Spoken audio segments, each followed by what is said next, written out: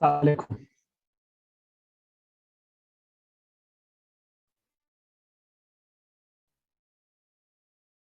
I'm not sure. Have you my voice?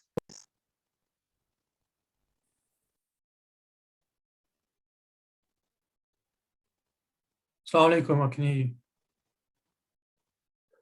Yeah, assalamu alaikum. So I'm waiting. Your reply is okay. Can I start?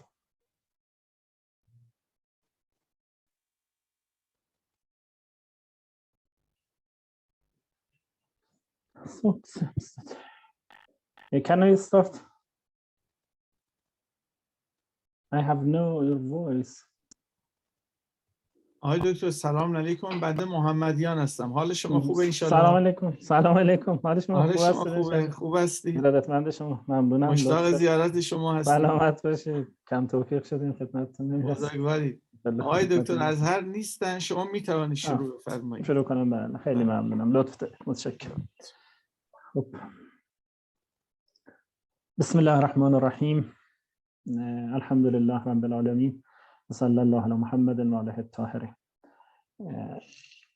We were talking about different moral theories or ethical theories. As you remember, ethical theories is main body or main part of moral philosophy or ethics in general.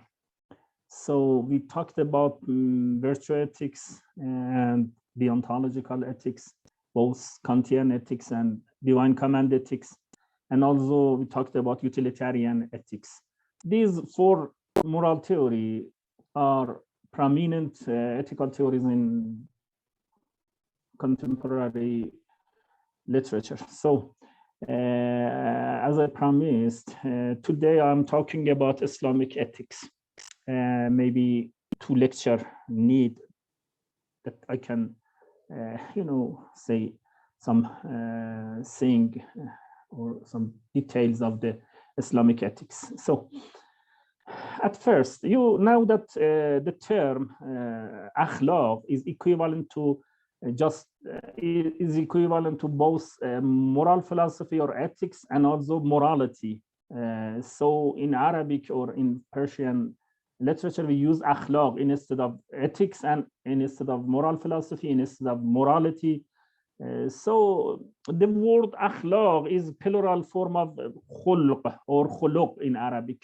Khulq and khuluq the same, is singular, and akhlaq is plural. So akhlaq, the term akhlaq in the Noble Quran has not been used, the plural form akhlaq. So the word akhlaq has not been used in the Noble Quran. But however, the word khuluq or khuluq has been used twice in the Quran. In praise of the Prophet Muhammad sallallahu alaihi wasallam, God says, "Innaka la'ala khuluqin azim." Khuluq means character or qualities of the soul or dispositions, states of mind, different translation for khuluq. But innaka la'ala khuluqin azim, and indeed you possess a great character or khuluq, great character or good character, khuluqin azim. So the word akhlaq has not been used, and the khulq used in two cases, in two verses. In one, the verse God, praises the Prophet and say, "Innaka la'ala khuluqin azim," in approve great character implicitly. And in the second case, about the prophethood, I think he objected to his people that why you are following, for example,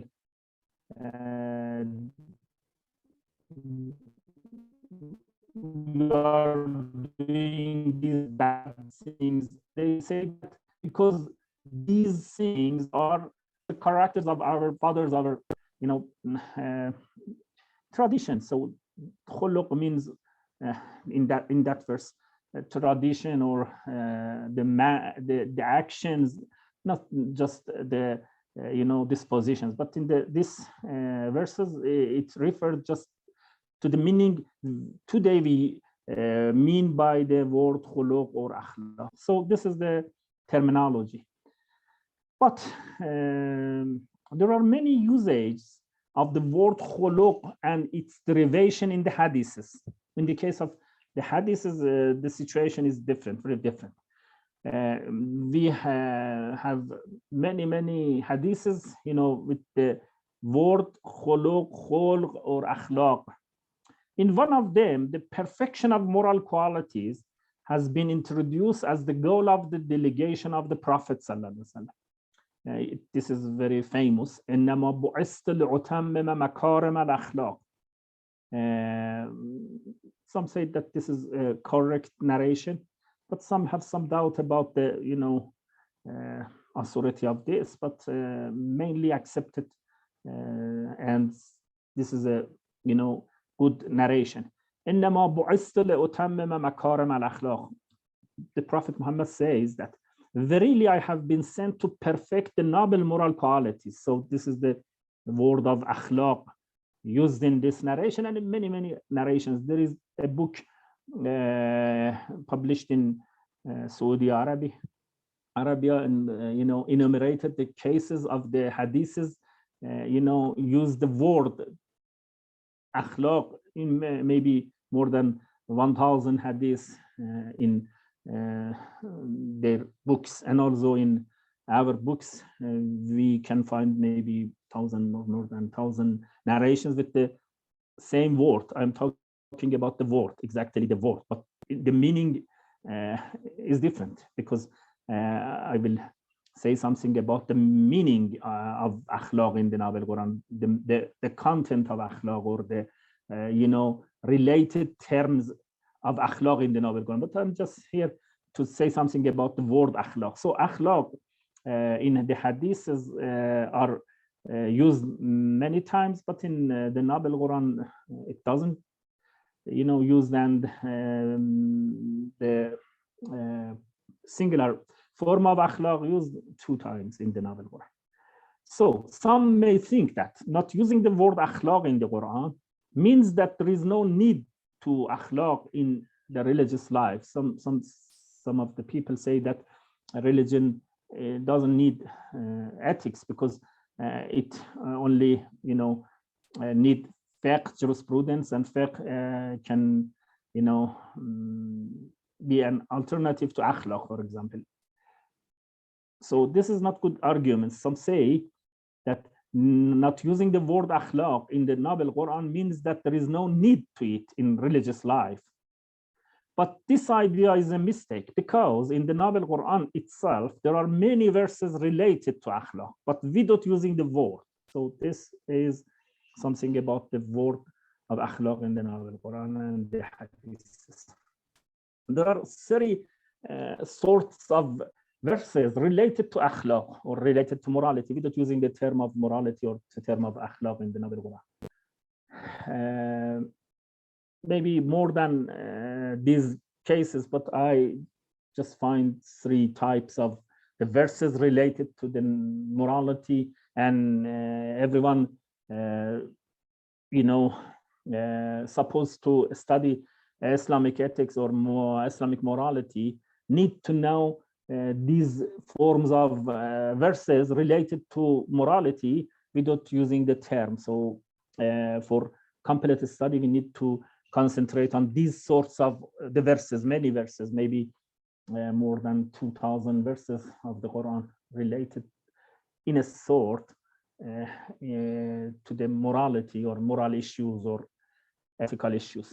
So some of the verses are related to akhlaq conceptually, not lexically. No relation between the term, but conceptually, the meaning is related to akhlaq, not the term. Some of the verses are related to akhlaq conceptually, not lexically, such as the verses in which the following words are used. For example, das, man zakkaha, man das means spiritual vilification. tazkiyah, spiritual purification. So the word tazkiyah, not related lexically to the akhlaq, but conceptually it's related. Sa'ada or felicity, Sa'ada also used in the Noble Quran, and shaqava and hidayah, many verses talking about hidayah, divine guidance. So this is a moral issue. This is related to morality, without using the term of morality or term of ethic or akhlaq, and dalala, misguidance. So some sort of relation I can call, or some persons called it conceptual relation, not lexical relation. The verses has conceptual relation to the morality, such as these verses talking about human wretchedness, human felicity, human guidance, divine guidance for human being, and so spiritual purification, many verses. The second form of verses related to morality, we can say that they are not using the word akhlaq, but they are referring to the instances of moral actions, or good actions or bad actions, or virtues and vices, without using the term, but referring to the instances. So there are also verses that point towards certain instances of right and wrong actions, or virtues and vices, such as these forms of the verses are many time used in the Noble Quran, such as those prohibit murder. So this is moral issue. The verse, for example, saying that man qatala nafsan muta'ammadan fajaza'uhu jahannam khalidina fiha. Everyone, kill somebody, so the punishment will be, eternity in the hell. So this is moral issue, but not using the word akhlaq. So it is not a good idea that we say that because akhlaq is not used in the Noble Quran, so we need no akhlaq in religious life or in Islam, and Islam by itself is rich, and so doesn't need moral issues. No, these are moral issues. There are also verses that point out certain instances of right and wrong action, or virtues and vices, such as those prohibit murder, lying, and usury, or some command keeping, for example, command to keep the promise and telling the truth, or approval of patent and justice, and disapproval ignorance, and disapproval to be extinguished. So these are the qualities approved or disapproved. Some approved, we call these virtues. Some disapproved, we call these vices, or some actions is obligatory according to the verses. So these are moral issues. So the second verses related to Islamic morality, and every person wants to articulate or to give order to the moral teachings of Islam or Islamic ethics. You need to concentrate on these forms of the verses also. There are also, so this is the second form of the verses related to morality. But the third is very important, is the verses talking about ontology or epistemology or psychology. So some persons say that this is not related to ethics. This is the verse talking about the omniscience of God or omnipotent of God. But main goal of describing God as omniscience or omniscience is just to show us, or to remember us, to remind us that God see you. God is present in all situation, and so you are in the presence of God. So you must be, you must share your actions. You must be aware of the works you are doing. So this is the purpose of this description. So ontology, Quranic ontology is not only ontology, just saying something about God and as a belief. Yes, this is true. Yes, this is true. And it is a reality, but mainly, these descriptions in the Noble Quran about God are moral descriptions, not ontological, not metaphysical descriptions. For example, you can not see something about the necessity, existence of God. This is a metaphysical issue. But many times you see about his beneficence, his justice, his compassionate, many moral descriptions. So this is ontology of Quranic teaching about God, but for moral purposes. So we can say that many verses of the Noble Quran talking about God's attributions mainly is moral, related to morality, without using the term of moral or term of akhlaq. So furthermore, most of the verses that talk about God or the spiritual realm, so ghaib, for example, what is the purpose of asking or reminding us to believe in ghaib, to believe in something we cannot see, but we know it is the spiritual realm, but we have no observation of this. We can only understand that it is not absent of other reason, but it is absent of sensation. So this also has moral message. So man and his free will, talking about man, free will, the natural world, revelation, prophethood, and the resurrection have some sort of connection with ethics as the meta-ethical presupposition of Islamic ethics. We can, inference ethical presuppositions of or meta-ethical presuppositions of Islamic ethics from these verses. So there is a good paper of George Hurani, is a very famous scholar working on, Mu'tazili ethics or rationalism in Islamic ethics. His book also called Islamic Moral Rationalism. This is the title of his book. He, has a paper in that book, published in that book, with the name of Meta-ethical Presuppositions of the Noble Quran.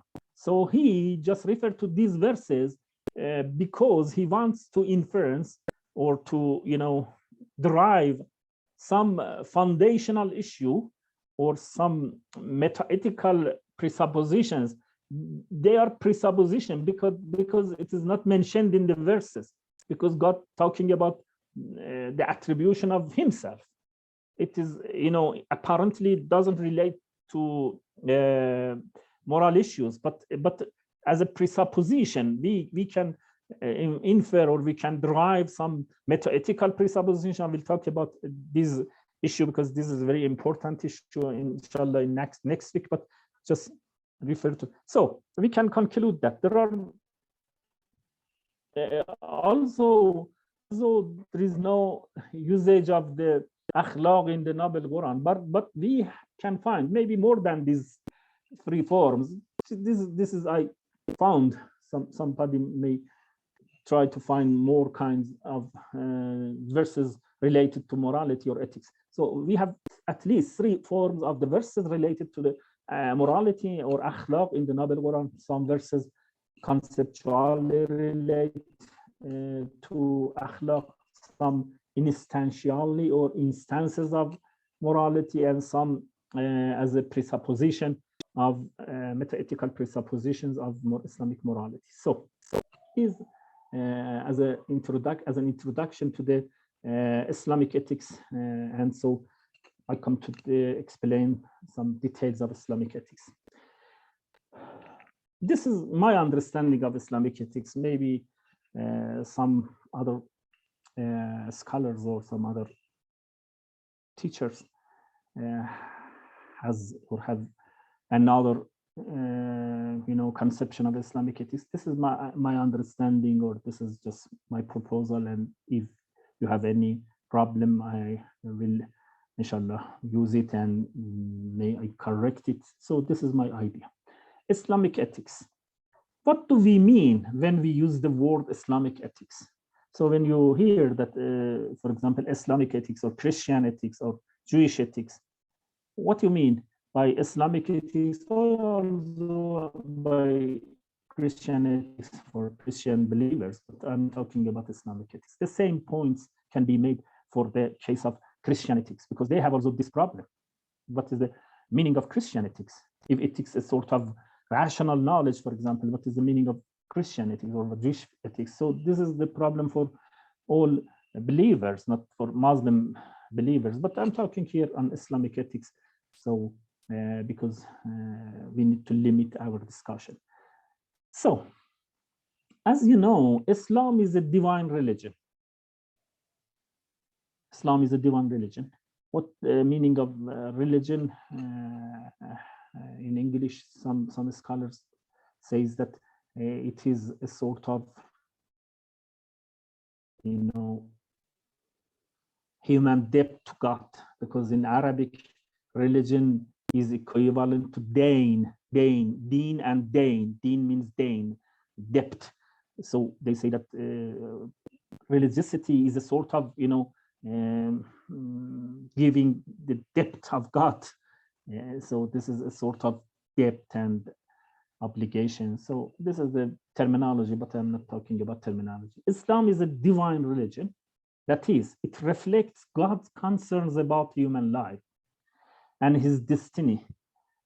Hence, the language of the Quran and Hadith is more the language of announcing delayed tidings, because tabshir is okay, announcing delayed tidings, tabshir, bishara, and warning or inzar, rather than the language of theorizing. The language of theorizing is different of language of announcing or warning, because in the case of warning, so what is important is just to remove you, to make you go from this side, from dangerous side to another side. This is the language of warning or announcing. So but the language of theorizing is different. So you are familiar with Wittgensteinian term called language games. So the language is different. Hence, the language of the Quran and Hadith is more the language of announcing delayed tidings and warning, rather than the language of theorizing. Its main concern is encouraging the people to believe in God and to do actions that keep them away from losing their entity and soul. This is the,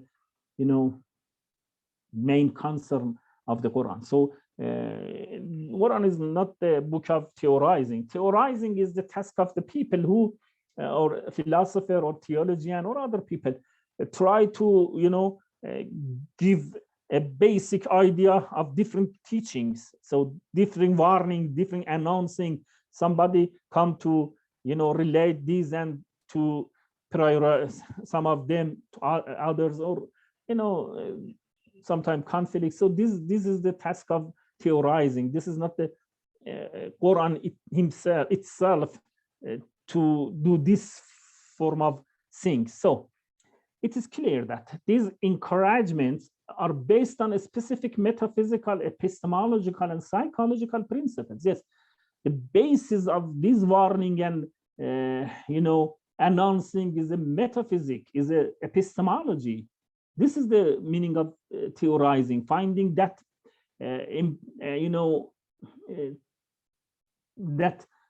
implicit things in the verses. So this is the task of theorizing. It is clear that these encouragements are based on a specific metaphysical, epistemological, and psychological principles, but they can be less explicitly found in the text themselves. It is the job of Muslim scholars to deduce ontological or epistemological assumptions about the morality of the Quran from the heart of the moral teachings of the Noble Quran and Hadiths. So this is the point I need to say at first.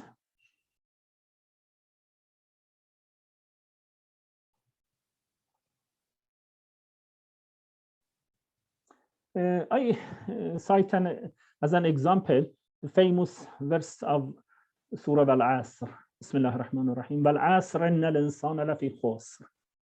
God says, by time, man is indeed in loss, except those who have faith and do righteous deeds. So this is the language of warning. This is the language of announcing. God says that if you not have faith and you not do good deeds, so you will lose your entity, your soul, your heart. This is the issue of losing everything. So doing good things is not as just a additional, arete or as additional excellence. Without doing good things, without faith, you will lose yourself. This is the meaning of this verse.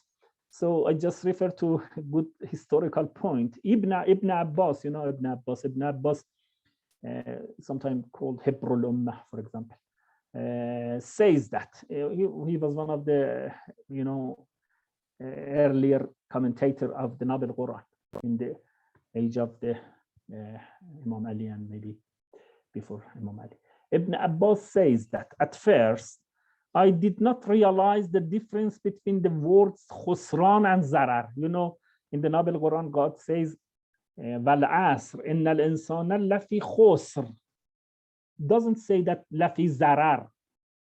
Doesn't say that if you, have no faith, you will be harmed. You will be harmed. No. The issue is more dangerous than this. What is the difference between zarar and khusran? The word zarar, it seems equivalent in common usage in the people use as equivalent. So sometimes they say that zarar, sometimes they say that khusr in Arabic. But there is a very good point in this historical issue. This is from Suyuti. He says, referring to Ibn Abbas, citing of Ibn Abbas. Ibn Abbas says that at first, I didn't realize the difference between the words khusran and zarar. For him, as a commentator, as an Arabic grammarian, but he has some ambiguity about the difference between khusran and zarar. So he has also a problem why God doesn't say that without faith, human being will be in danger of harm and maybe harmed. So this is the technical issue. It was a question for me why God says that time and spending it without faith and good deeds make the person lose his life rather than only to be harmed. By time is the cause of issue. Spending the time or the passage of time without faith, without doing good deeds, make us lose our humanity or heart or entity or mankindness. So this is the problem. It was a question for me why God says that by time and spending it or passage of it without faith and good deeds make the person lose his life rather than only be harmed. But one day in the city, so he said, I think in the city of Kufa, I'm not sure, but I remember that in the city of Kufa, I hear the seller say that somebody come and announce that I'm selling, I have clothes, or for example, something like clothes. Please come and buy these clothes, because if you don't come to buy the clothes, I will lose my time and so I will be harmed. This is the point of selling clothes, because clothes as a capital remain after losing the time, after passage of the time. The time doesn't damage the essence of clothes, just make some harms for me because my time is lost. So, but in the case of the other announcement, he said, I hear a seller say that if you do not buy clothes from me today, I will be harmed. An hour later, but another later, I heard that some other seller came, but he is, selling IC, shopping IC. I seller say that it's salj in Arabic, salj. If you do not buy ice from me, he say that if at that time ice was not in the hand of the people in their home, so they need to buy from some sellers, and so this is the case. He say that if you do not buy ice from me, I will lose, not be harmed. Yes, God means by this verse that man is losing his life's capital due to the passage of time. If the passage of time in the first case is harmful for the seller, in the case of clothes, in the ice trader, it destroys his entire capital. So this is the story of time and the human soul. If the soul is not protected and estranged by faith and righteous deed, it has not only lost time, but also destroyed itself. So this is the very good point of this verse of the Noble Quran. وَالْعَاصْرِ إِنَّ الْإِنسَانَ لَفِي خُسْرٍ إِلَّا الَّذِينَ آمَنُوا وَعَمِلُوا الصَّالِحَاتِ وَتَوَاصَوْا بِالْحَقِّ وَتَوَاصَوْا بِالصَّبْرِ. It means that the responsibility of doing deeds, or the responsibility of being believer, and also responsibility of caring other people and asking them to do good things, tawasaw bil haqq, tawasaw bis sabr, or asking them to have good beliefs. Tawasaw bil haqq means tawasaw bil iman. So this is collective responsibility or personal responsibility of being mu'min, believer, and asking the society to be believer. So if we do not these things, we are not be harmed. We will lose ourselves, and we will align from human being. So, theorizing Islamic moral teachings. There are a set of moral teachings in the Holy Quran, as I told, in the language of, or in the form of announcing, warning, mainly announcing, warning, or promising the, rewards, punishments. So this is the language of moral teachings of the Noble Quran. Also, in some cases, we have another sort of this,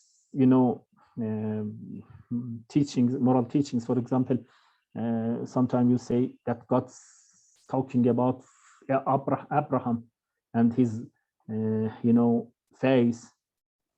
But it is not just the history, just the explaining of the history, but he, introduced the history for moral purpose. And so finally, he implicitly or explicitly asks us to be follower of Abraham because of his good deeds. So this is the different form of moral teachings in the Noble Quran. So there are a set of moral, there is a set of moral teachings in the Noble Quran, in the Holy Quran and the Hadiths. These can be called the sources of Islamic ethics rather than Islamic itself. This is my point. This text is not Islamic ethics, the sources of Islamic ethics, because I'm not talking about Islamic preachings or teachings. I'm talking about Islamic ethics as a theory. So these are the sources we can introduce, we can inference from these texts a sort of Islamic ethics as a theory, as a moral theory. So this is the point. These teachings are in the texts. We have problem with these texts. I just referred to maybe 3 or 4 forms of problems we have with these texts to make a moral theory. Not with the text themselves, because it's apparent that ask us to do this, to refrain from that. This is apparent, not problem. But if you come to make a theory from these huge texts, so indications or the verses, so this is the problem. We need at least 4 issue for problem to be solved And finally, we come to the moral theory of Islam or Islamic teaching or Islamic ethics. The first is this. These teachings are in the texts. They are in the scripture because we have no access, direct access to the will of God. And asking him that, what do you mean by this? This is the issue we have in some cases of the text. Yes, in some cases it is apparent, but in many of the cases we need interpretation, tafsir. The teachings are the text in some hadiths or in the Noble Quran. All of them need to be interpreted, and this is one issue. And in this case of hadith, we also have the second problem, because some of them are not correctly related to the Prophet. It is a sort of invention or lying, because this is also possible, not in the case of Quran. In the case of Quran, we only interpretation, but in the case of hadith, in addition to interpretation, we need to have some authority or some to be authorized these texts, these hadiths. This is the second issue. And the third is there are some sort of conflict among the moral teachings, even in the Noble Quran. For example, in the Noble Quran, in some case you see the story of Abraham, and God approved of killing the innocent person, a child. Even he himself asked Abraham to kill. But in the second verse, you see that man qatala nafsan muta'ammadan fajaza'uhu jahannam. So this is apparent conflict. I'm not talking about the established conflict, because just at the appearance there is a conflict between this. So it needs to be solved to be so this is in the hadith or more than in the Noble Quran. Thanks to God, in Islamic literature or Islamic scriptures, we have no such we have not much cases of this sort of the conflict in the Noble Quran. But in in Christian scriptures or Jewish scriptures, we have more than maybe 30 cases. One of the famous scholars, moral philosophers, Phillips, he found maybe more than 30 cases of conflict in the scripture itself, not in the narrations or the history, the text, moral conflicts.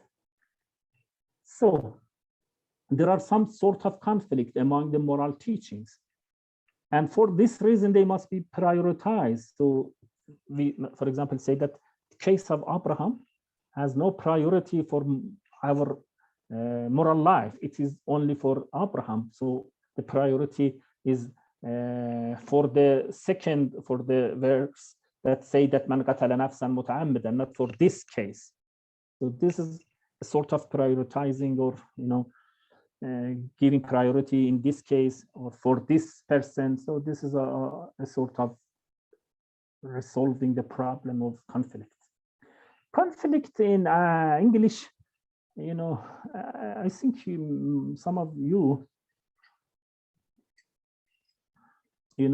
are studying maybe Islamic jurisprudence in seminaries. I'm not sure, but I just as an idea, if I'm correct.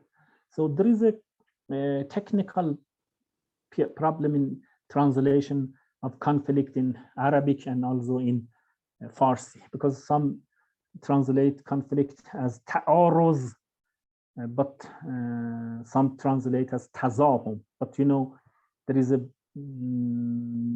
very, very important difference between tazahum and ta'aruz in Arabic or in jurisprudence, because ta'aruz means that you are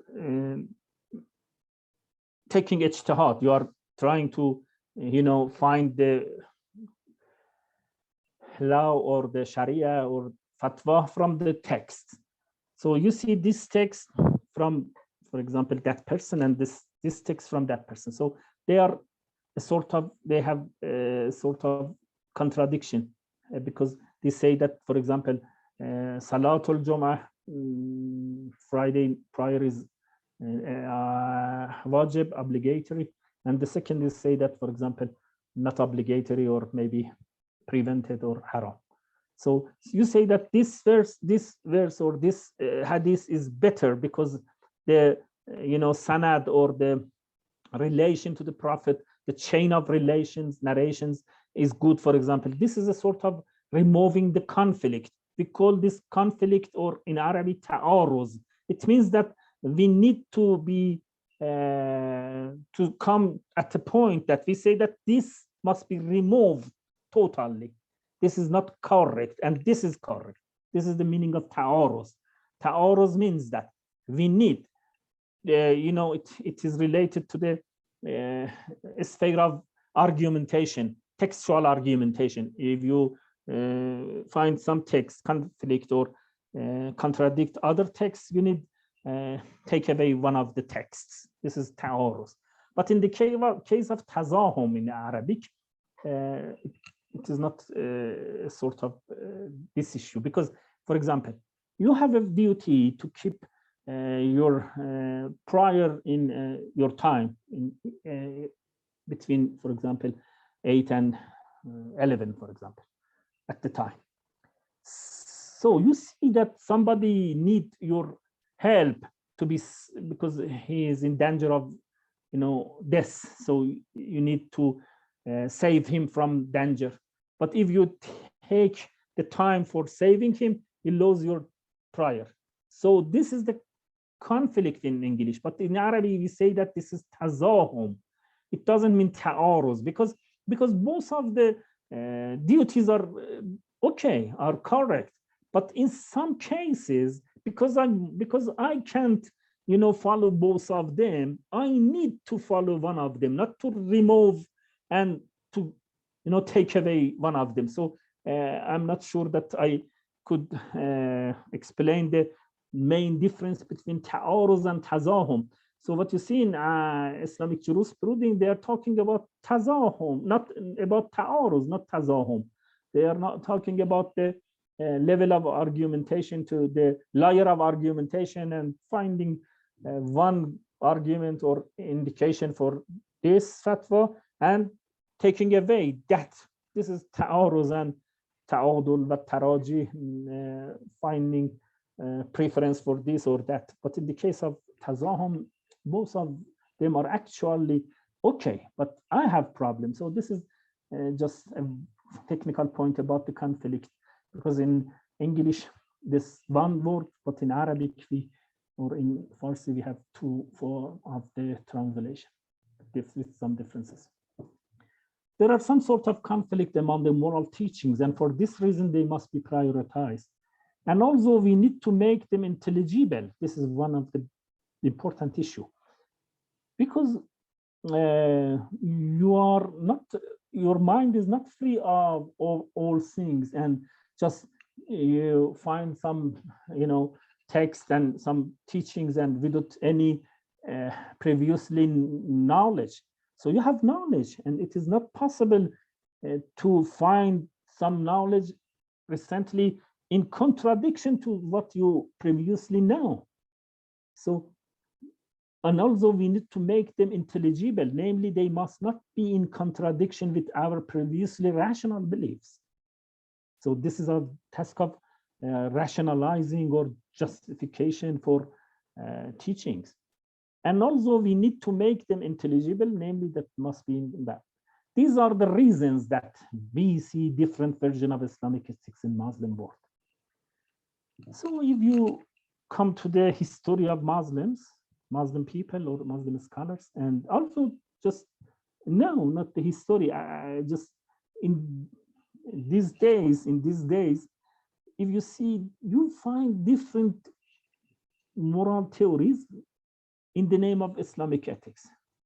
So I told you the reasons of different, moral theories in the name of Islam, because some, with reference to the conflict or with reference to the intelligibleness, that these problems I told, some come and say that, for example, this theory is good for being a candid or alternative or maybe as an Islamic ethics. So this is the issue of different, theories we find. So I just refer to some of the, candidates or some of possibilities for being Islamic ethics and the rejection of them, and come to conclude one theory that I prefer as an Islamic ethics. So we talked about divine command ethics. I'm not, repeating the issues I already talked, but it is apparent that the heart of Islam is divine guidance through his commands and prohibitions. So what is the difference between deism and theism? There are two sorts of belief in God. One is called deism. For example, Kant is a deist, not theist, and theism. What is the difference between theism and deism? Deism is believing in God also, but not in believing in a God as a person who has worries about human being and, come to send some prophet to help us. This is the theism, not deism. Theism is a religion with the centrality of revelation, interference of God in human history. For example, Islam is a theism because believe in God and also in his interference and his, in his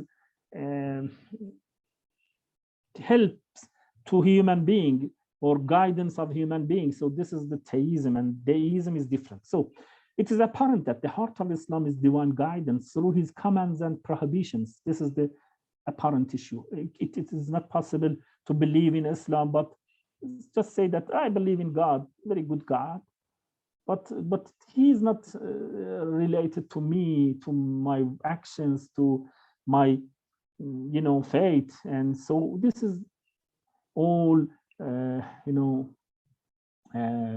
is due to me, to my personal decision. So this is not Islam. It is apparent that the heart of Islam is divine guidance through his commands and prohibitions. This is the difference between theism and deism. Islam is a theistic religion, like Christianity, like Jewish. The easiest, and so because many Muslims think that every interpretation of Islamic ethics must keep this centrality of his guidance, his commands, his prohibitions. So this is the idea they incline to have an interpretation of Islamic ethics we can call divine command ethics. You are familiar with divine command ethics. So it is apparent that the easiest and the most understandable way of interpreting this centrality in human life is supposed to be taking his commands as the source of moral values. This is the idea. To use the technical term, divine command ethics. This is what we see in the history of Islam and the other religions. So you can refer to the history. Most of the people, take morality as dependent of jurisprudence, or as dependent of fiqh, or as dependent of Sharia. So this is the idea, because they think that the best way of explaining the centrality of divine guidance as a religion, as a theistic religion, giving this priority or this principality to his will. And so this is the divine command ethics. This is what we see in the history of Islam and the other religions. This is not special to Islam, because also in Jewish, also in Christianity, the main body of believers are inclined to a sort of divine command ethics. And also most of the scholars, not only lay people, most of the Muslim people and a majority of the scholars, for example, Asha'ira, are the majority of Islamic theologians. Even now, most of the Muslim people and a majority of the scholars hold that this theory helps us to take the commands of God and his words in the scripture more seriously than other theories, because they say that if it is supposed we take the word of God in the scripture seriously, we need to give these words and these commands and these prohibitions the basis, the basic character of, you know, moral value or the source of moral value. They believe that accepting the objective reality of moral properties and relying on independent reason, as we see in Mu'tazila, for example, they believe that accepting the objective reality of moral property, they say that if we accept that moral property is object, not related to the will of God, not related to, you know, legislative will of God, and they are in the reality like other realities, for example, like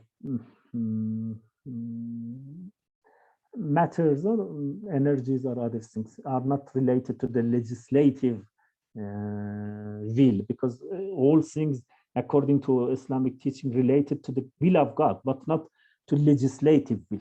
There is a difference between legislative will, as I referred last week, talked about last week. Legislative will is will tashri', al-irada tashri', God's will, but not for doing something in the world, because if he decides to do something, it will be happen.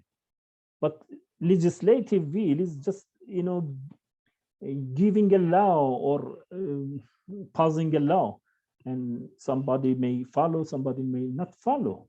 This is the decision of human being in the case of legislative will. So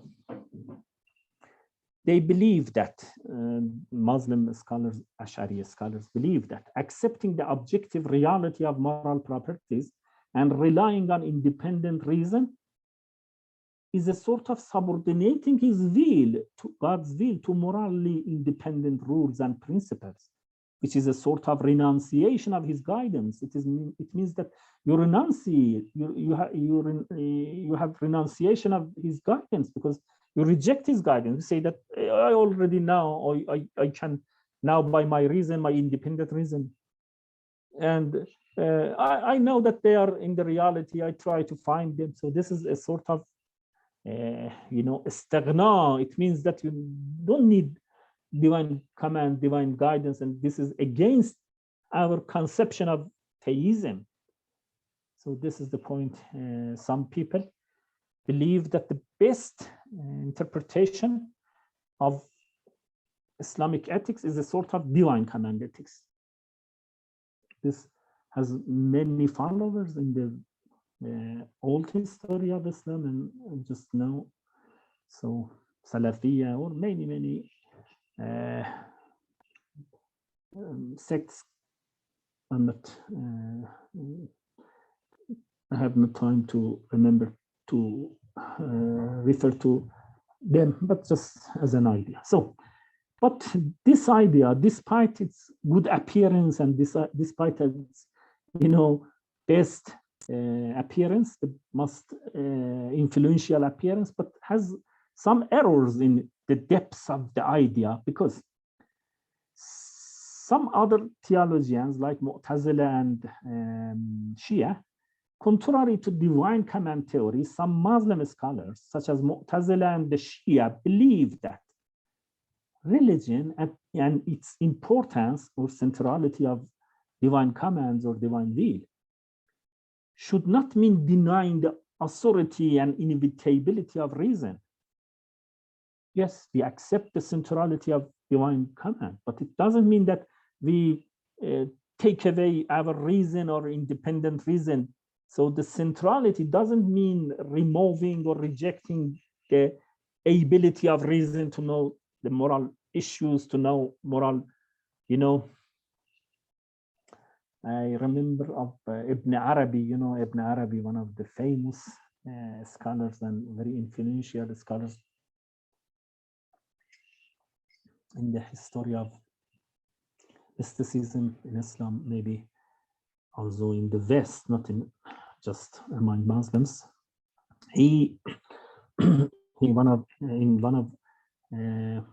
points, referring to the importance of reason, he says that we reject reason, but not all kind of reason. There is a kind of reason we need, even in our exercising of tasawwuf, or of intuition, or of mushahada, over mystical works.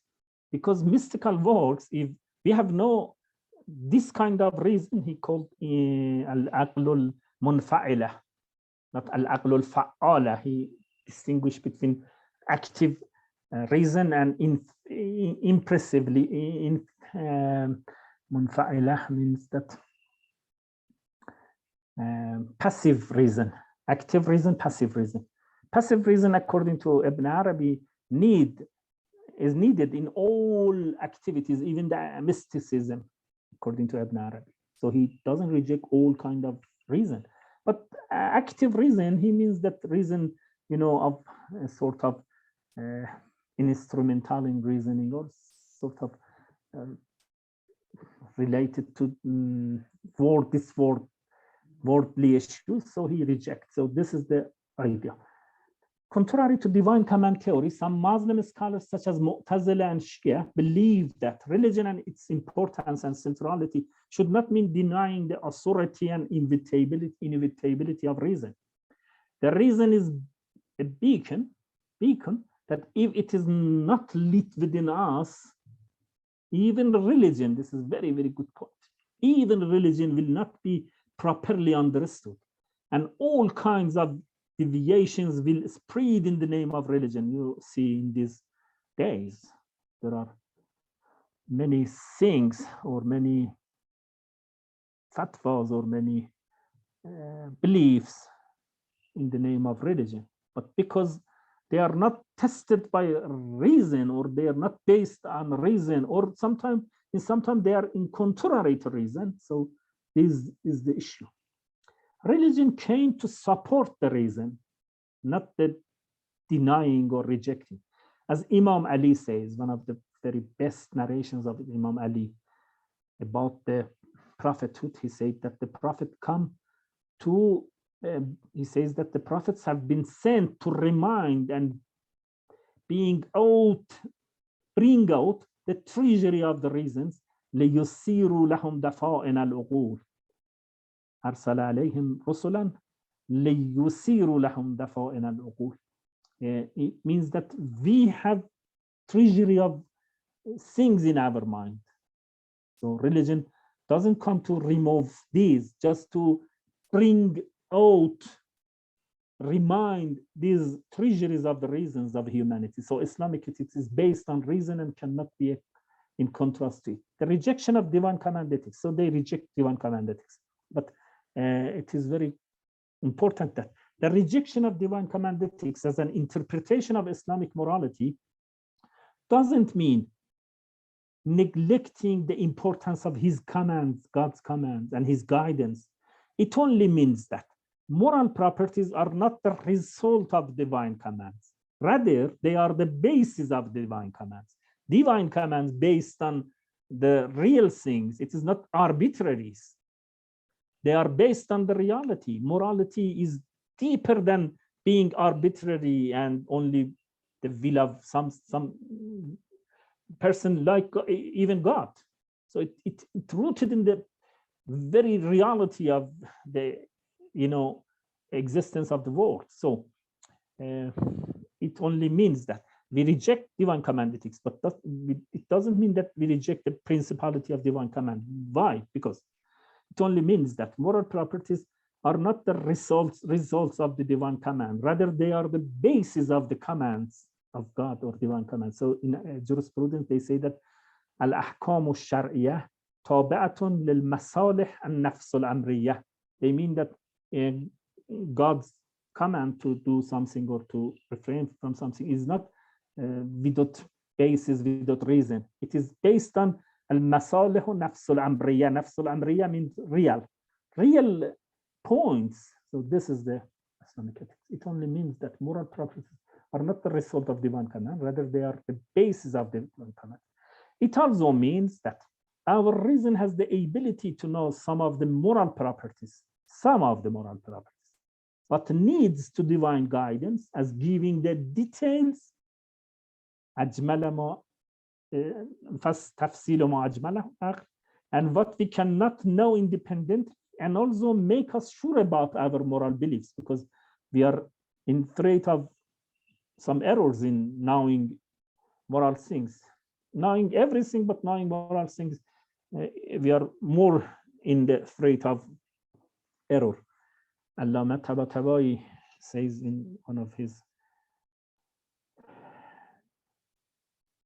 volumes of his famous interpretation, Al-Mizan, that in the case of practical issue, we are more in the threat of error, rather in the case of theoretical issue, because if you try to find or to discover either, for example, Newton's law or physics law, so you are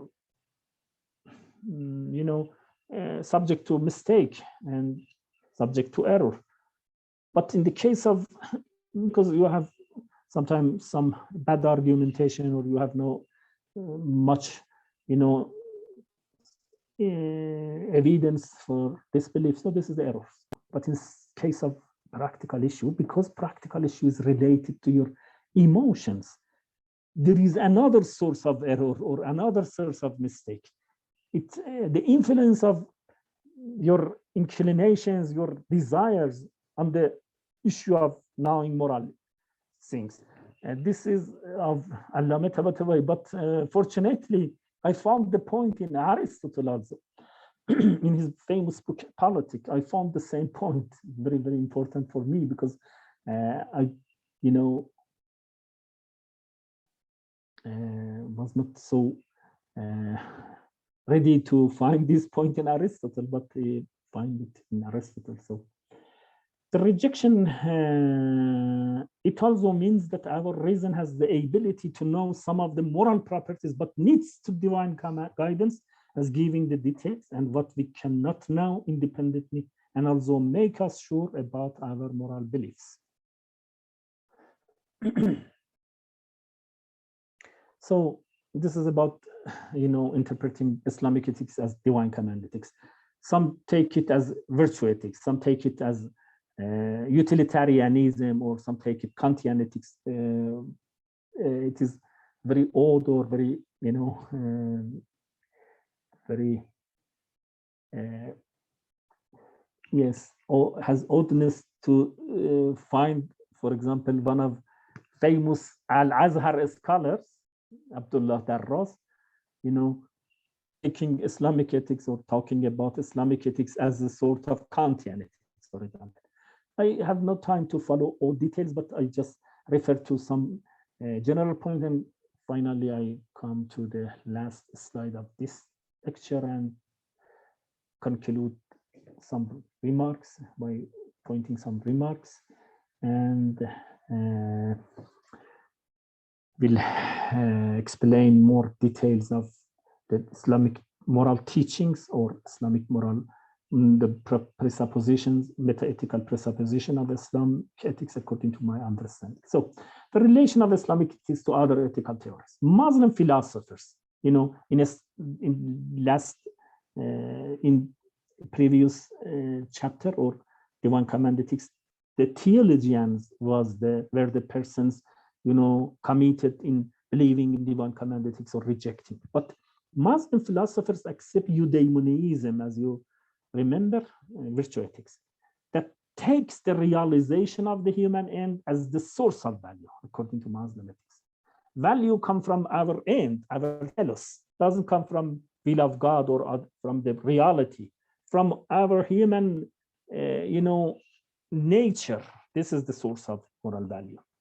Human essence, essentialism, essence.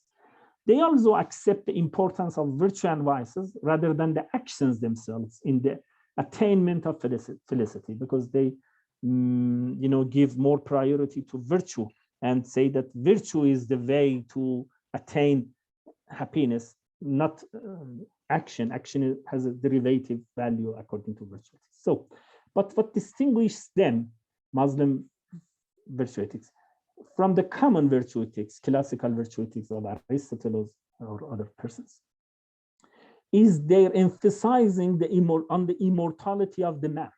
According to Muslim virtue ethics, the main issue which make difference between them and Aristotle or Aristotelian virtue ethics is the issue of immortality. Happiness for them is not only a short flourishing of human capacities in this world, as we see in the case of Aristotle, but rather it is an unlimited flourishing without an end, without an limitation. So this is the idea, eternal felicity or beatific vision. Aquinas calls beatific vision, beatific vision. Vision means lego. Beatific means surur, pleasant vision. Pleasant vision is a vision of God which make us to be pleased or to please. It is the eternal felicity, not happen in this world. So this is the meaning of eternal happiness. But why? What distinguishes them from the common virtue ethics is emphasizing on the immortality of the man. Happiness for them is not only a short flourishing of human capacities in this world, but rather it is an unlimited flourishing without an end. They also thought that this kind of eudaimonia needs the other kinds of virtues we find in the common virtues, because the time of flourishing, you imagine a flower, and the time of flourishing, if 3 days, for example, it need, for example, this limit of water or other things for improving or flourishing. But if you take that the time of flourishing unlimited, so you need another sort of food for this flower. So this is the issue. They added theological virtues such as faith and humanity, humility, and charity. So these are needed for eternal flourishing, and encouragement or bravery or justice or, for example, temperate is not enough. They are needed, but not enough. So they added theological virtues. Sometimes the emphasis of but the problem is this, sometimes the emphasis on the importance and centrality of virtues and vices rather than the actions leads some to neglect the importance of the rules of action, as we find in Islamic law. So this is a danger or threat we have in the face of Islamic virtue ethics, because some philosophers just concentrate all things on the virtues and vices and leave aside, for example, talking about the obligations or prohibitions, and they say that this is the task of, for example, jurisprudence. It is a danger, because morality cannot be free of obligations. Obligations is the basis of morality. So yes, we can affirm or can give priority to, for example, virtues and vices, but we must not neglect the importance of obligation. If you have not obligation, you have no responsibility. Responsibility comes from obligation. So this is the idea. So, but in some cases, you find some persons say that what is important is it is heart, not action. It is important to have a good heart, to be to have a pious heart, and so this is not okay. Yes, it is important to have good heart, but it is also important to do good things, to do your responsibilities come from the obligation. So this is also important.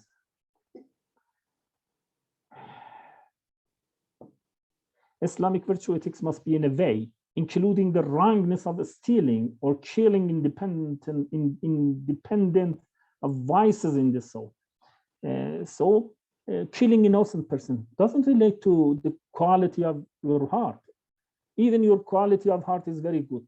It is prohibited to do these things. So if you try to give an a virtue ethics interpretation of Islamic morality or Islamic ethics, you need to correct or to give an interpretation to include these obligations in the frame of virtue ethics, and this is very difficult.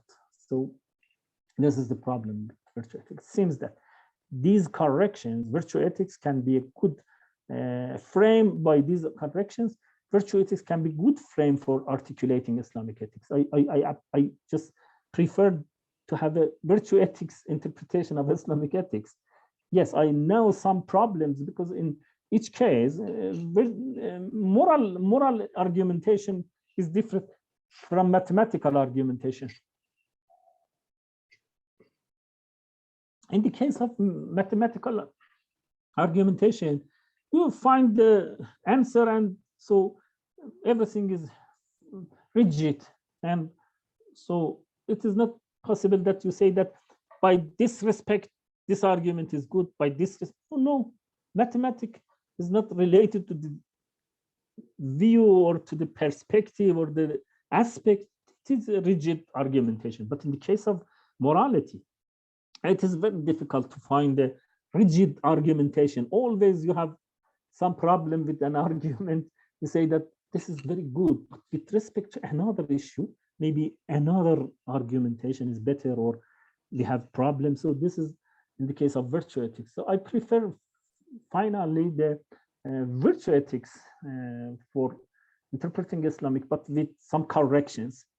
Not common virtue ethics, not Aristotelian virtue ethics. Virtue ethics as taking eudaimonia as a beatific vision, or salvation, or eternal happiness, or qurb ila Allah, for example, and adding some virtues like taqwa, faith, iman, and charity, ihsan, and maybe other things, and giving room for some obligation independent of the virtues and vices has value without referring to the qualities of mind.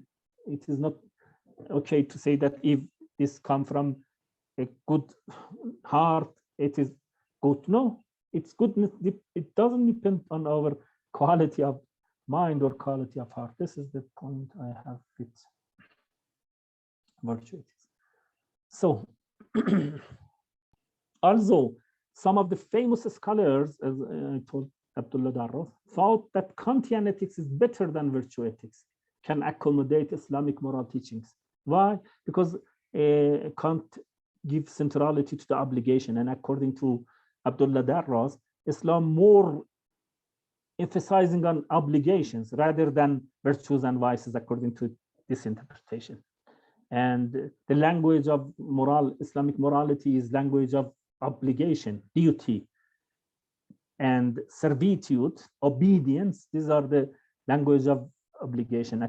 This is the very, very good book of Abdullah Darroz, as Dustur al-Akhlaq fil Quran, first written in French and translated into Arabic as Dustur al-Akhlaq. Dustur means the law of morality, or the the principles of morality in Islamic books. Although some of the famous scholars thought that Kantian ethics is better than virtue ethics, can accommodate Islamic moral teachings, this claim suffers from some difficult problems, but also it has some problems.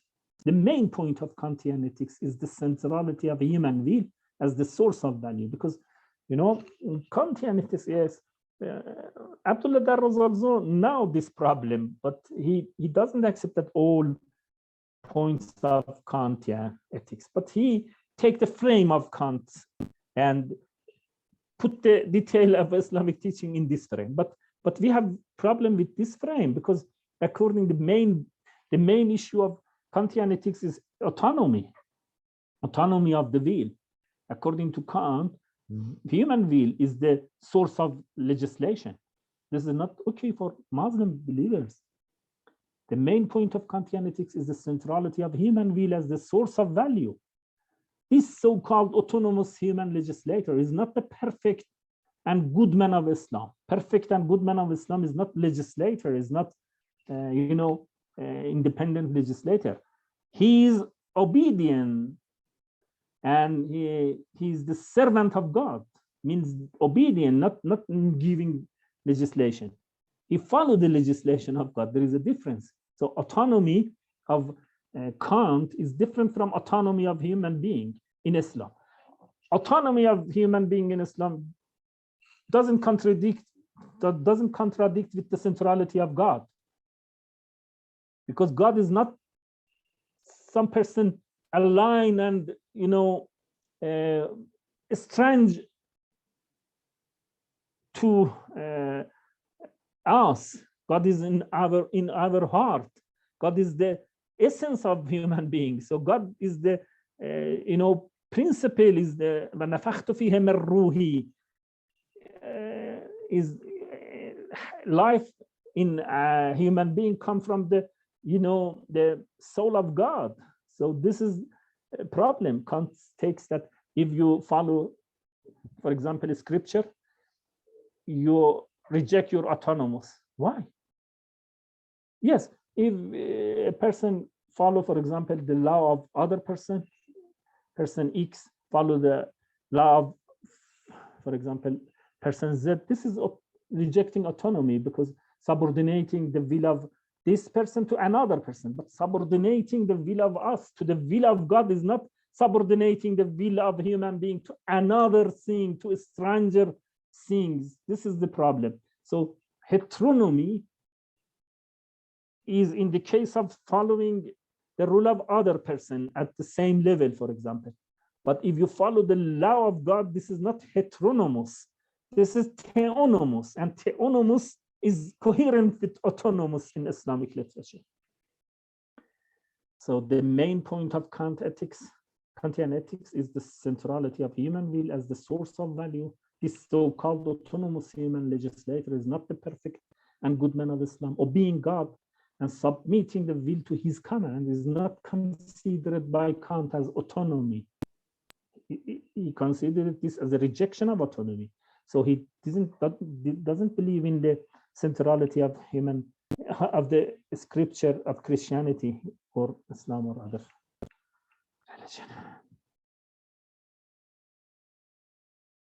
The main problem in Kantian ethics, despite its exactness and benefits, is neglecting and even denying the necessity of divine command, divine guidance, as expressed in the text.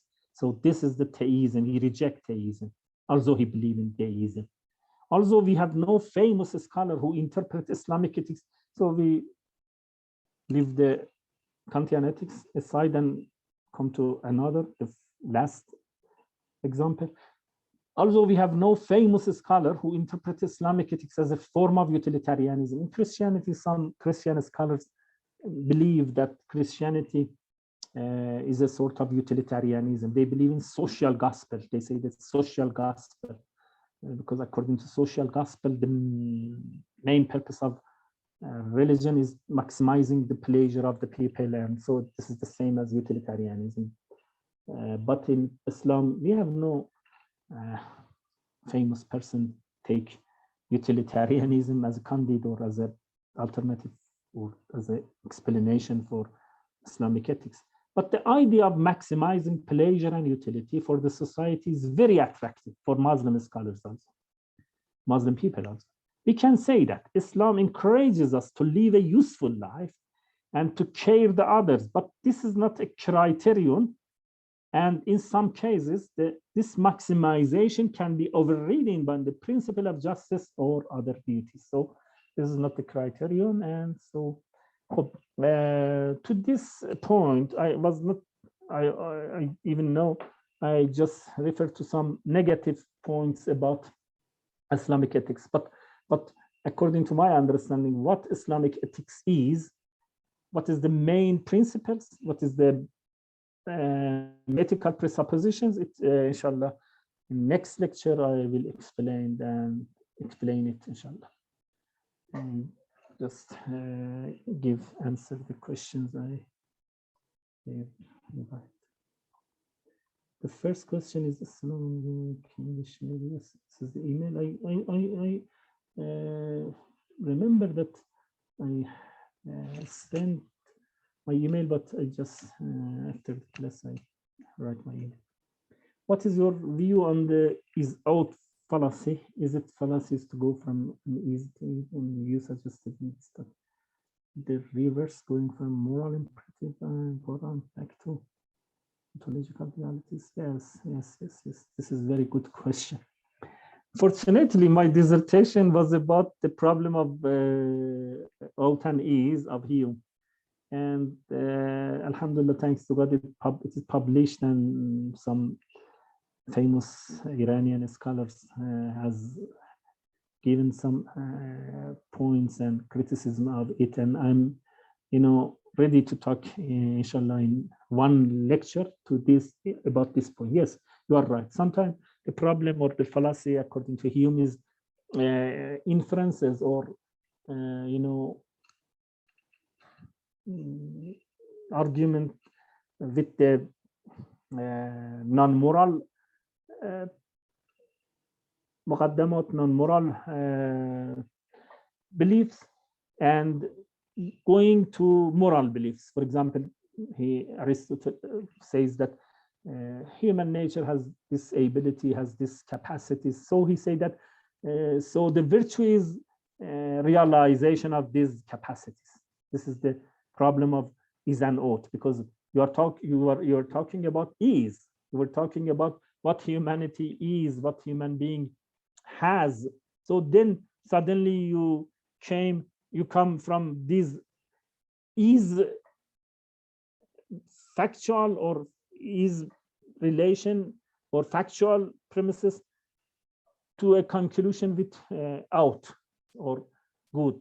So this is the fallacy of taking morality from factual things, or fallacy of is and ought, which according to Hume, yes, this is right.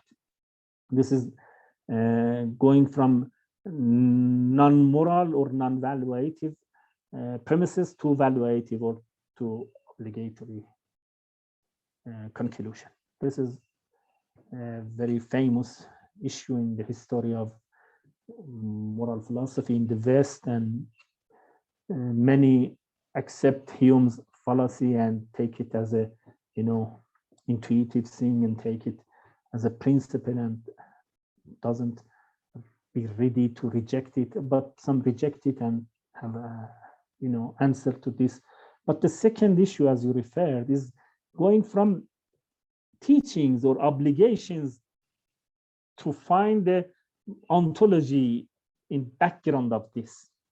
This is also something, some believe in fallacy nature of this argumentation, but we accept these argumentations, and I think Kant also accept, because in some cases, for example, Kant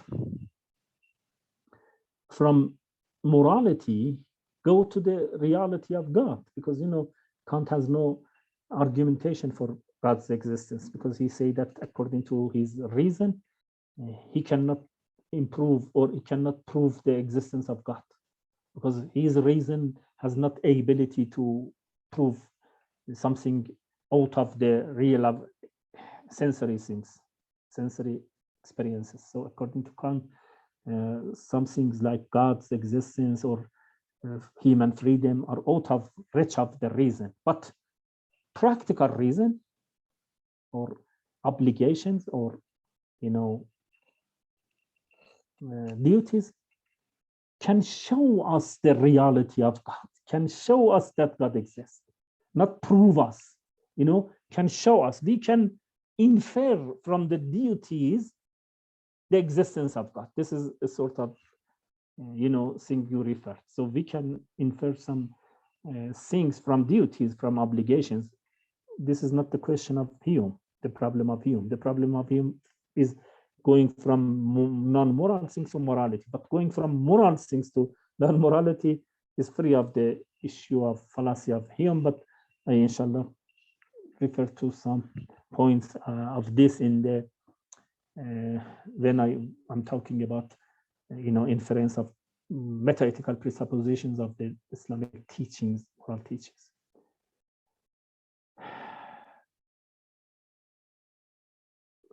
Yes, very good question.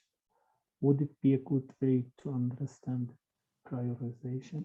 Would it be a good way to understand the prioritization, application and exception in morals to look at the apart conflicts? Would it be a good way to understand the prioritization, application and exceptions, Islamic moral laws to look at?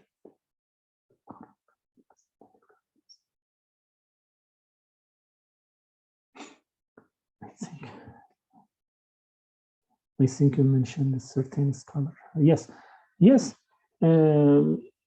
In some cases, we find in the Noble Quran, also in the Hadith, as I told, in Islamic literature, in Islamic scripture, we have not much apparent conflict. But in some cases, in the history of Musa and Hazar in the Noble Quran, you see that, for example, Hazar kill innocent person without any, fallacy, without anything that young person do. So this is a case of conflict between or other issue in the history of Moses and Hazar. So in some limited cases of the Noble Quran, also the case of Abraham has some conflict with the moral ideas, but not much. In Hadith also, we have some cases of conflict.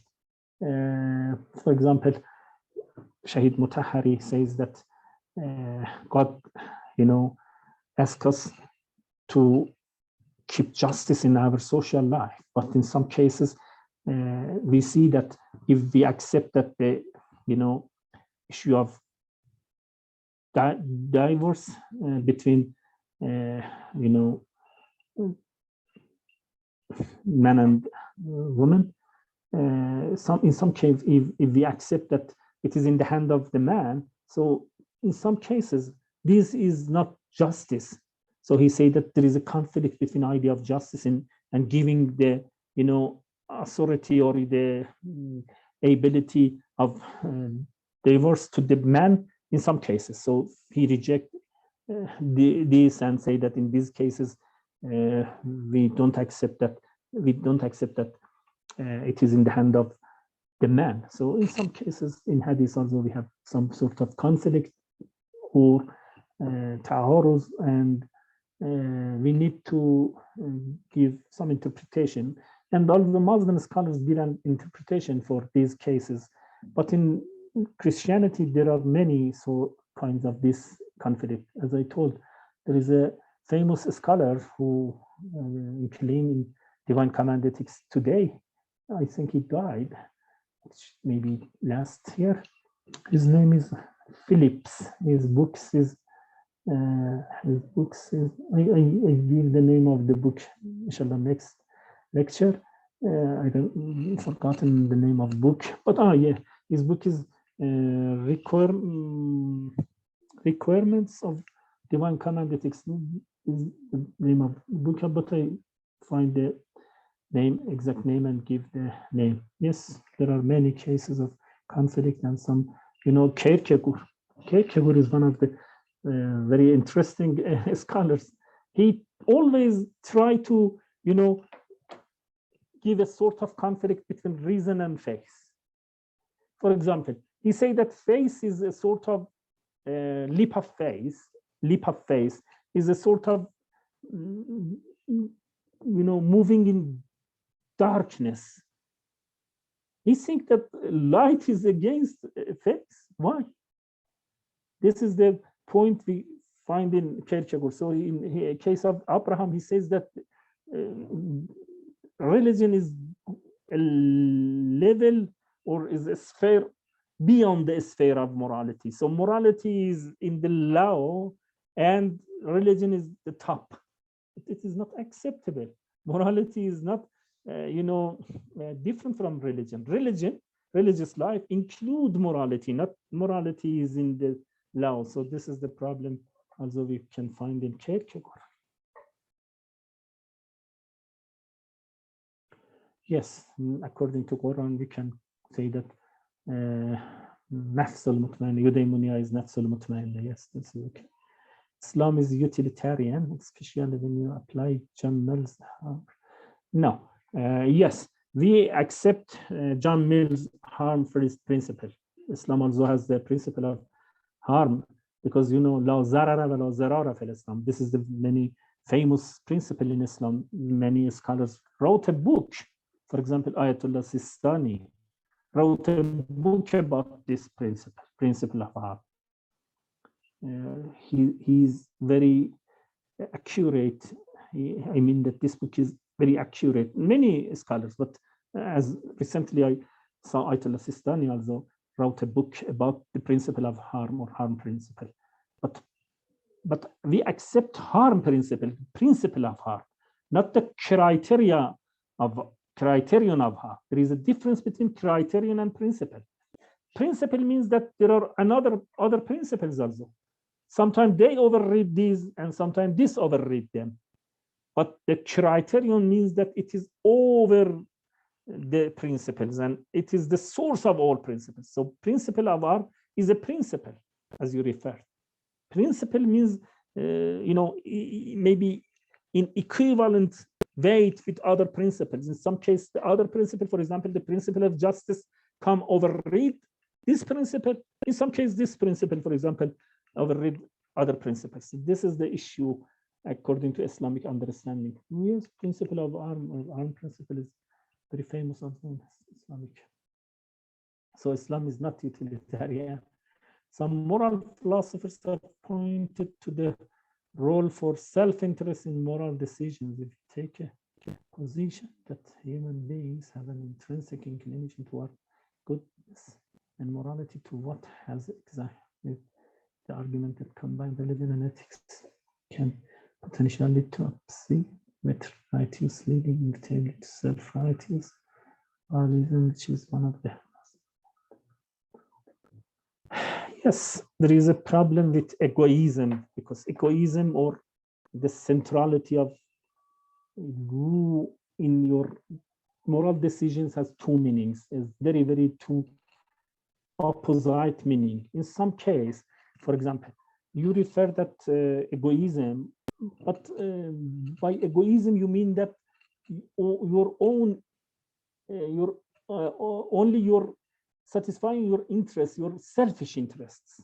This is egoism. This is not acceptable. This is a moral thing as you. But some people take egoism as morality. They, you know, accept amoral things, or what we intuitively take amoralism as a moralism. But this is the modern issue of morality, we see. But come to the answering the question, I see that there is two forms of ego. You know, we have an ego, a personal ego. With this ego, I am different from you. You are different from other person. This is the ego, personal ego. Following the personal ego as egoism and only trying to satisfy the desires of this ego is different from that ego. This is not good, and it is an amoralism, as you refer. But we have another ego which is common in all of us. This is also ego. This is fitra, or this is essence of us. What is the problem with following the egoism by this meaning? It means that following the benefit of human being. Because if you consider other person as part of yourself, as your ego, so egoism has not bad meaning, has good meaning. Egoism means that altruism included in egoism. So Islamic egoism, according to interpretation of Muslim scholars, yes, Islam accepts egoism. And if you try to become near to God, it is a sort of egoism, because you try to elevate your ego and transcend your ego to become near to God. This is not bad things, because it is not against other persons. because it includes the help of other, by the helping other, by the assistance of other person, by the compassion, by the sympathy with other person, but care of the other person to be able to go to near to God. This is egoism, but including other persons, because ego has two different meanings. Ego means personal ego, and the second meaning is common thing in all of us, and it is not bad thing. So secondly, contemporary moral psychology only not true that we are led by our strategic reasoning, but by our intuition. This is because the majority of our behavior is driven by our subconscious mind.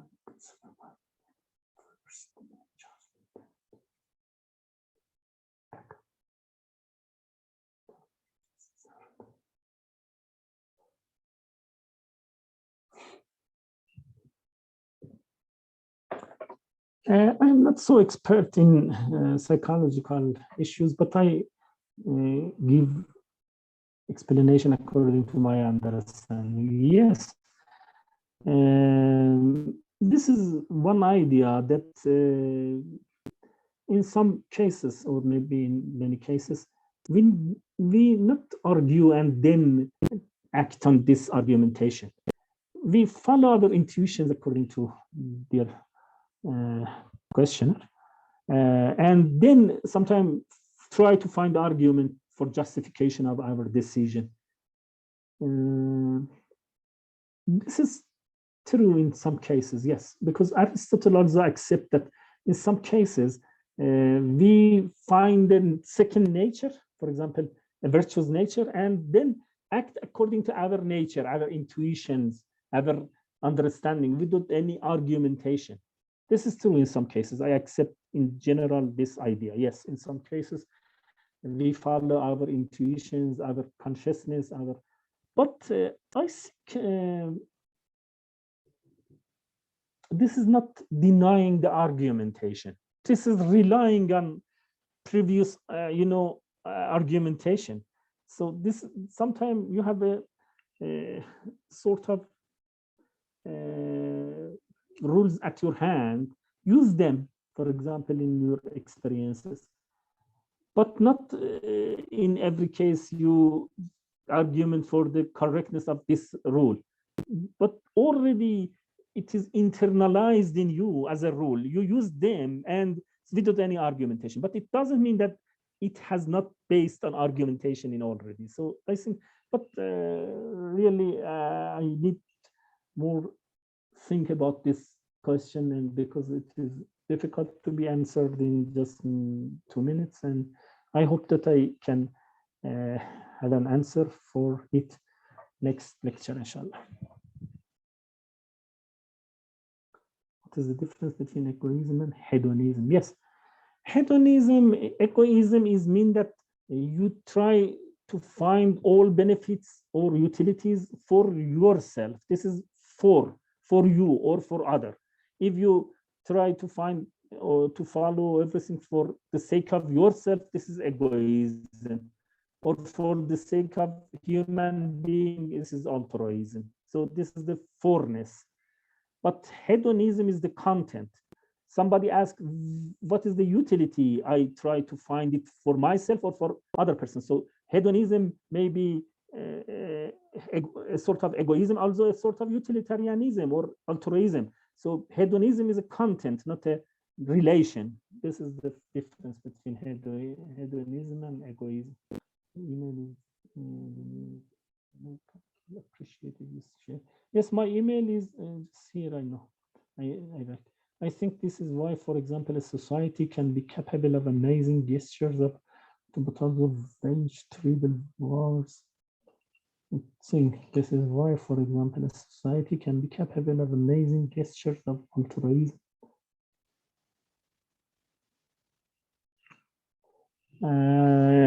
I don't understand the point of the last question. I think this is why. What this is why? This you mean this? You mean that the lack of argumentation, or is it possible to give more explanation of your answer here, or maybe in email? My email is, you can write here or not. You cannot write here. Is it okay? Right here. Ah, here.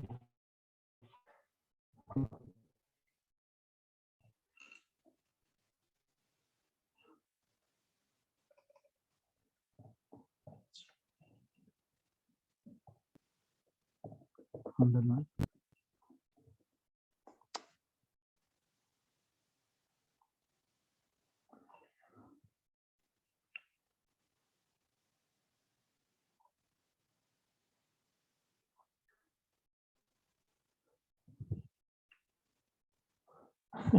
MOH Javadi, this is not mine. MOH underline Javadi at yahoo.com is okay. At yahoo.com. This is not mine. Sorry. So this is MOH underline Javadi at yahoo.com. Okay. So I think the time is finished the lecture. If you have any question, I am at your service. So I was just developing the environmental moral psychology.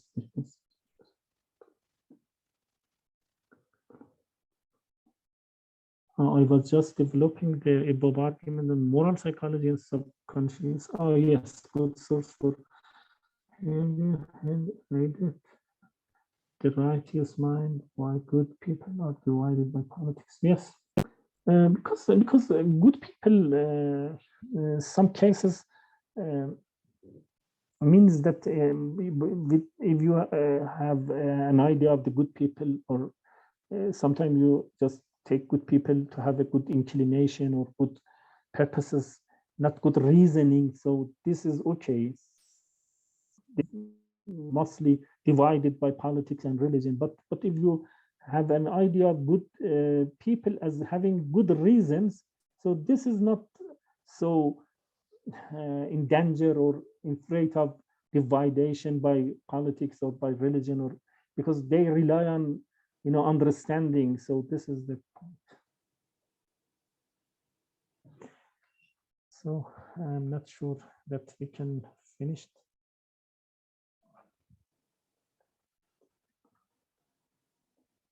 Yes.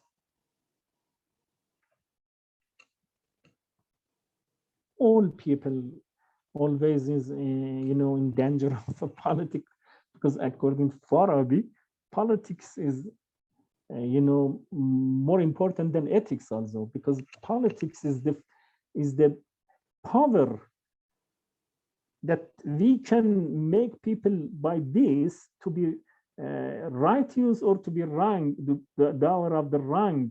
So this is very important. Politics is very important for Farabi, and I think this is a realistic understanding about human nature. Yes, power has very influence in the way of morality. So morality is not in the vacuum. It is in the society, and the society has different factors, affecting the human behavior. So the affecting of human behavior is not only by intention or by relying on morality. It is in the reality based on some concrete things. This is very important. Okay, thank you very much. Okay, inshallah, see you next time. Can I finish? Okay.